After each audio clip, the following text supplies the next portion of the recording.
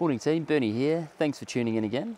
Now, if you ever wondered why you see photographers walking around with these hefty beasts in their hands, the battery grip for this is for the Fuji X-H2 camera, but it could be for most cameras out there today, any professional grade cameras. I know the X-T5 doesn't have one. Doesn't mean it's not a professional camera, but a lot of them do have a battery grip option. We're going to go through that today, the reason that I've decided to invest in one, and the benefits, the pros and the cons that it gives to me by having this on the camera. And we're going to focus on a multitude of different styles of photography, but I'm going to focus a lot more on wildlife, just because that's one of the main reasons that I bought this, and I know that's why a lot of you are here. So as always, the weather's really kind of put it on for us today. So instead of focusing on the wildlife, which is what I've just said, I'm just going to spend a tiny bit of time documenting this landscape because the light is just absolutely gorgeous, but that'll give us plenty of time for the light to come back over the hill and for it to be adequate enough to really start getting into some wildlife photography. So let's stick with me. We're going to hit some landscape photography up first, and because the light is just gorgeous, and then we'll take it from there. We'll get into why this battery grip is such a great investment, and it could be right for a lot of you.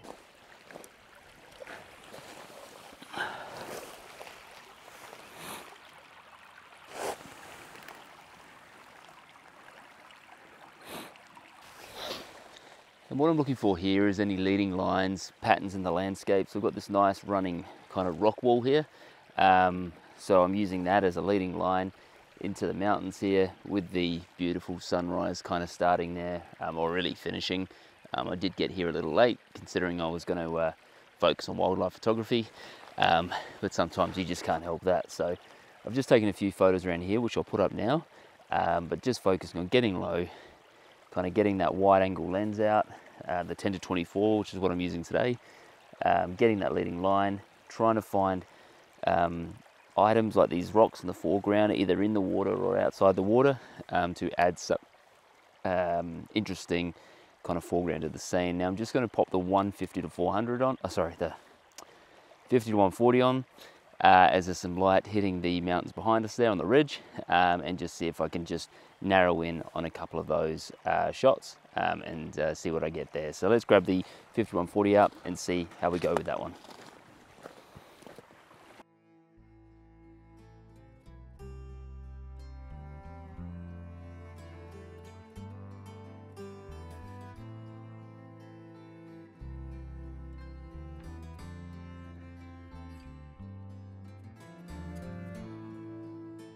Pop the 50-140 on, hoping to get a shot of these mountains behind me there. Unfortunately, although the light quality is really nice, I'm not really getting anything that really pops out to me. And part of this is, although the conditions were great over this side, with the clouds kind of coming into the bay and that leading line, here it just feels a little static. There's no clouds, there's no real feature point. There's some nice kind of deviations in the cliff faces and the peaks there, but other than that, there's no real drama in the scene.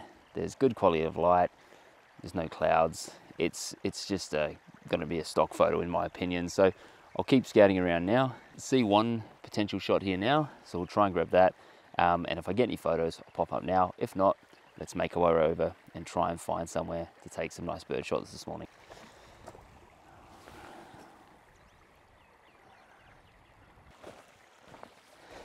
Now look, sometimes you can just keep kind of pushing something that isn't there. I'm not finding the shots I'm really that keen on, again, because there's no drama, there's nothing happening in the sky.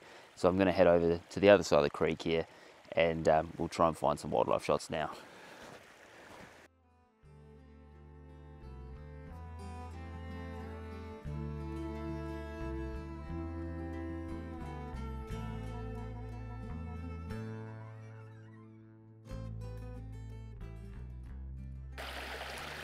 It's always good to video your river crossings because you never know when you're going to fall in.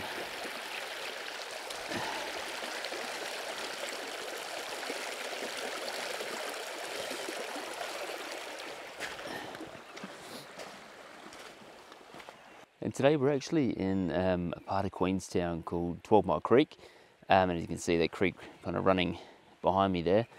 This is actually an old gold mining area, so you can still fossil here publicly. So if you wanted to grab a pan or a metal detector, you can actually come down and try your luck at a bit of prospecting, and you know, try and find that elusive nugget. So it's rich in history, but it also makes for a really exciting landscape because it's obviously been changed, moved around. There's some really nice adulations in the creek, and some amazing leading lines. So we'll be coming back here to focus on landscape photography, but at the moment we're trying to find a good spot, maybe over the other side of the creek here where it's a bit quieter. I can hear the birds. I've just got to try and find them now. Yeah, I guess it's a little bit like the old gold miners. As landscape and wildlife photographers, we're trying to find those elusive nuggets within the landscape. So let's try and find one now. It's quite exciting because this is a new location for me. I've been here for about 10 minutes as I was driving past, and I thought I've got to come back, and now I have. So let's try and find something to make the morning worth it.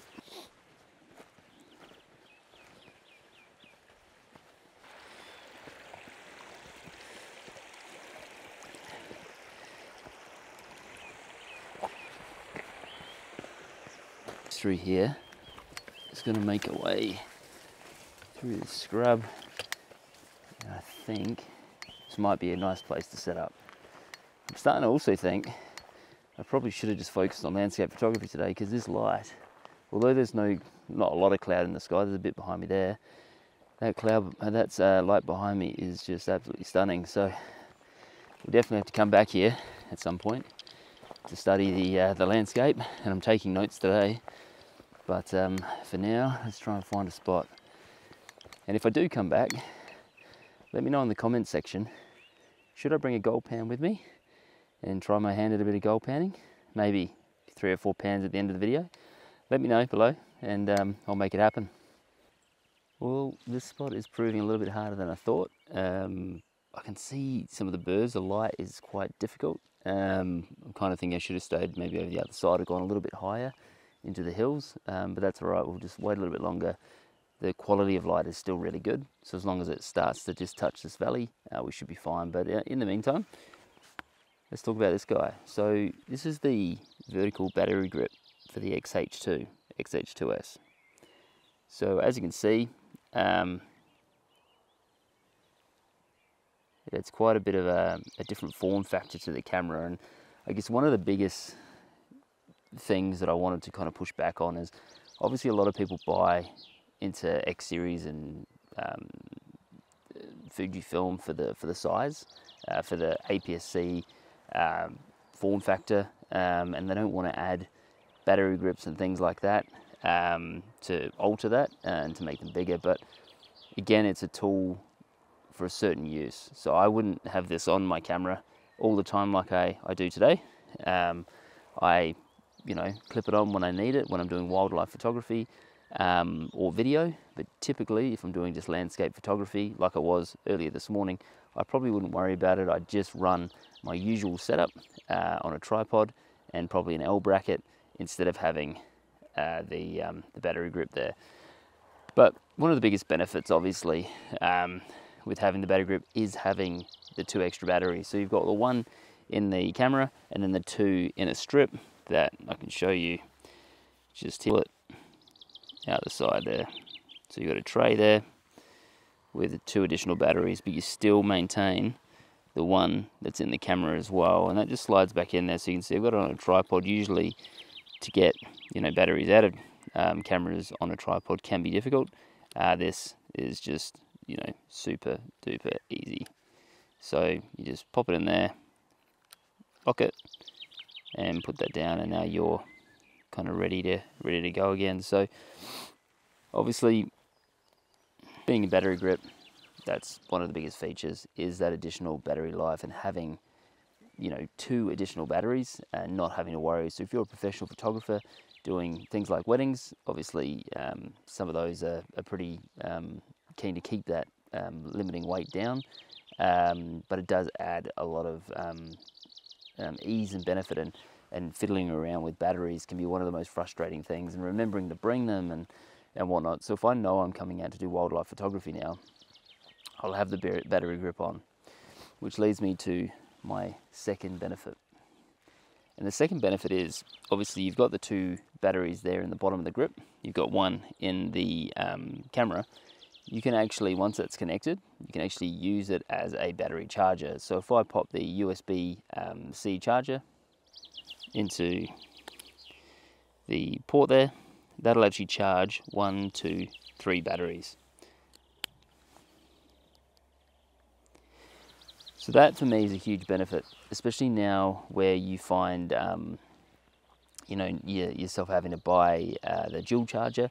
If you buy a battery grip instead, you can just use that as a charger instead and do multiple batteries at the same time.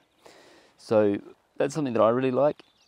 I don't like to have multiple chargers, you know, dangling from the wall sockets at my place. I'd rather just have my camera sitting there, charge them all at once, know that you've got your batteries ready to go for the next day. It just makes things easier and cleaner for the next morning.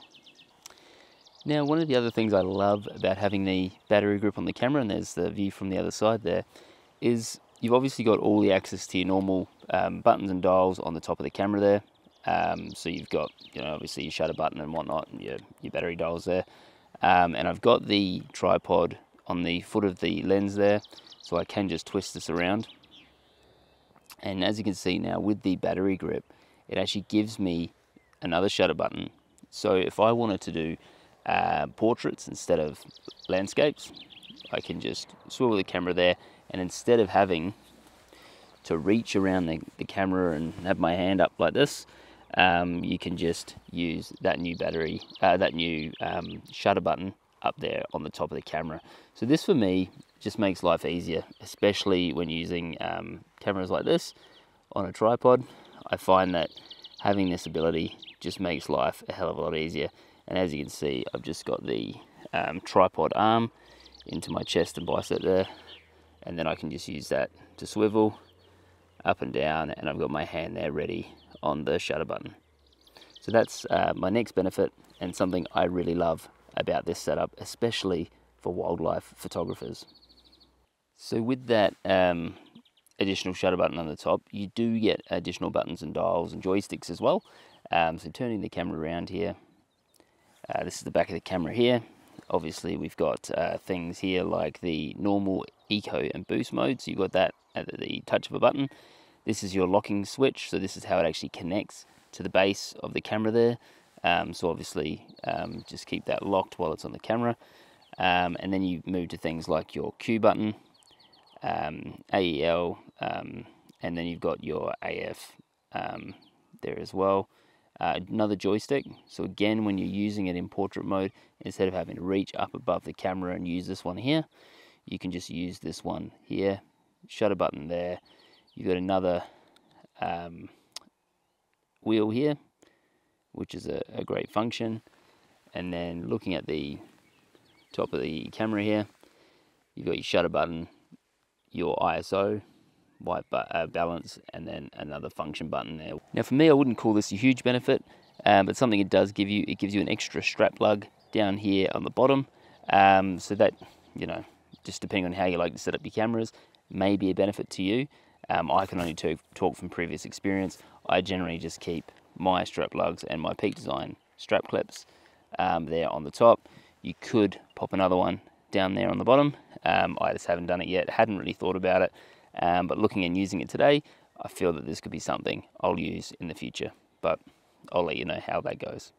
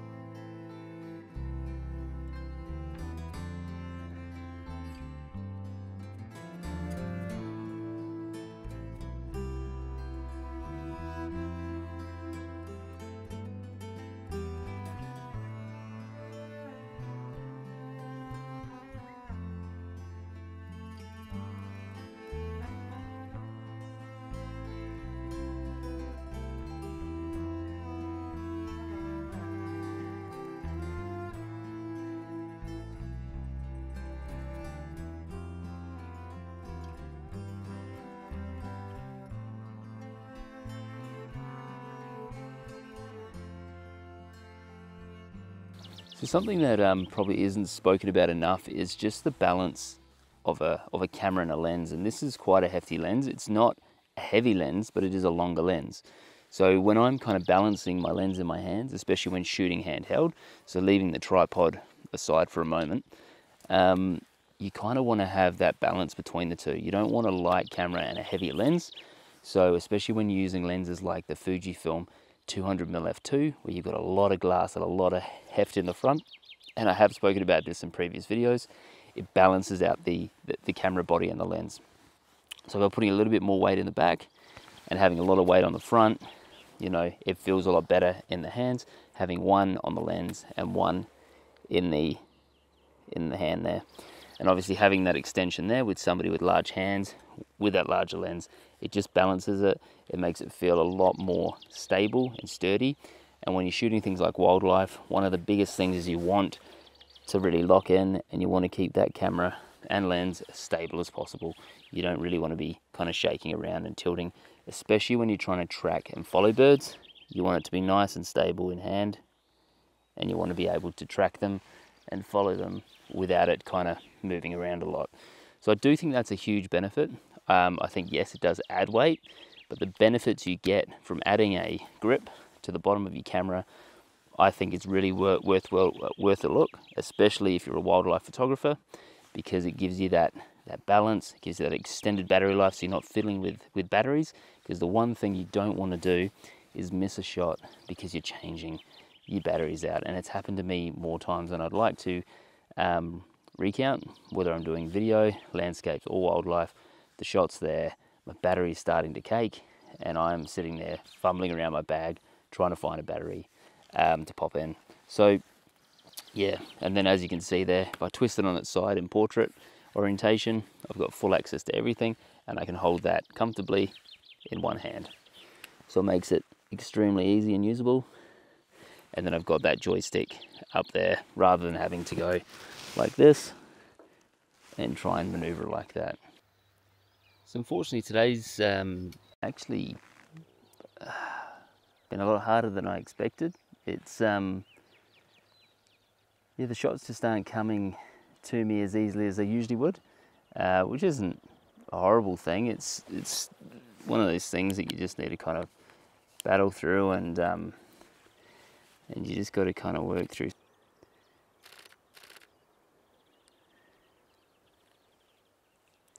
Yeah, it's just one of those days that just doesn't seem to be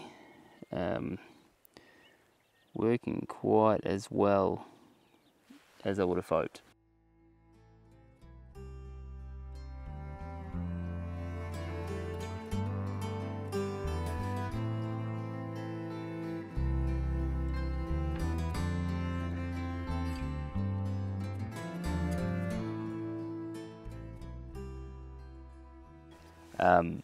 I guess the frustrating thing is the light this morning for landscapes was actually really good, or decent enough to make it work.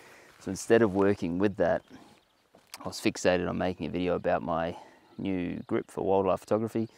So I really kind of pushed into that, and I'm trying to make that work rather than kind of listening to what was happening around me and seeing the conditions and actually going, you know what, let's pivot, let's do a video on landscape photography instead. So here I am now, kind of struggling to get shots, which is quite frustrating. So let's keep at it and see what we can do. Sticking with the X-H2S with the 150 to 600. Now the light's starting to come up over the hill. The quality of light is okay, and at f8, which is this guy's maximum aperture, it's starting to work a little bit better, because obviously in those dimmer conditions at f8 you're really having to push the ISO quite high, and although you can recover it really well in post today, yeah, I still don't like shooting it above 6400 if I don't have to. So the light's good, the birds are here, I can hear them, so it's just about trying to find them now. So let's do another lap, try and find some spots, and just be patient and wait it out. Righty, I think we may have found something. There's a couple of birds just over there.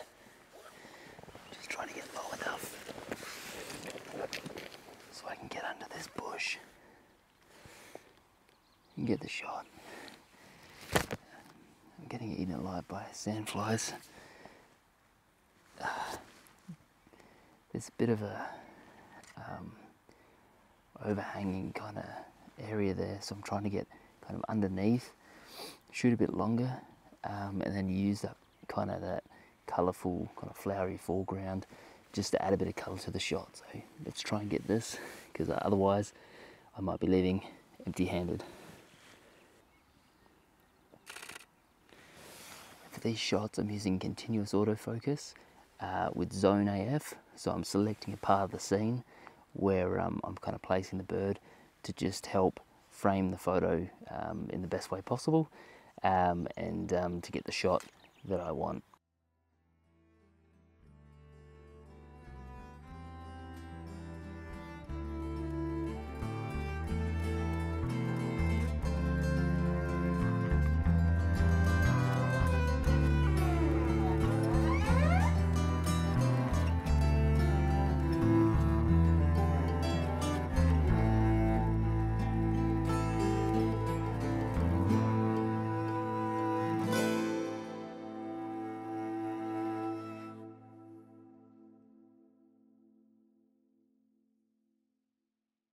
Kind of behind this tree stump in front of me here, so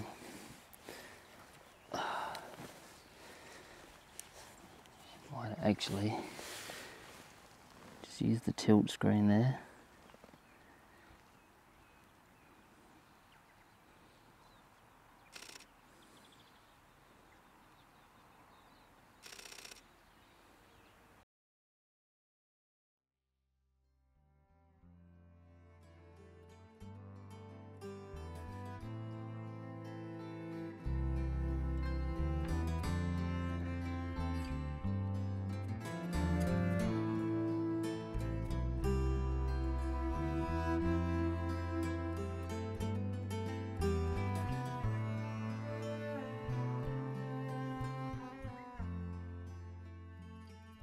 Alrighty, well look, thank you so much for tuning in today. It's been a great first session with the Fuji X-H2 grip there. Again, such a great companion, especially when you're shooting wildlife photography, because it, like I said, balances out the longer lenses with the smaller, lighter cameras, extends your battery life, makes it ergonomically sound, whether you're shooting landscape or portrait orientation. You also get all these buttons, the joystick, the wheel there, and obviously access to normal, eco and boost mode. So this is something that I'm really happy that I purchased, and I think it's gonna really help me in my pursuit of obviously getting a bit more into wildlife photography and whatnot through the 2024 season. So if you enjoyed today's video, please like and subscribe. If you have any questions at all, pop them in the comment section below, and I'll do my best to answer those. I'm just going to keep wandering around now, more location scouting, seeing what I can find, and I will see you in the next video next weekend. So thank you so much, and enjoy your day.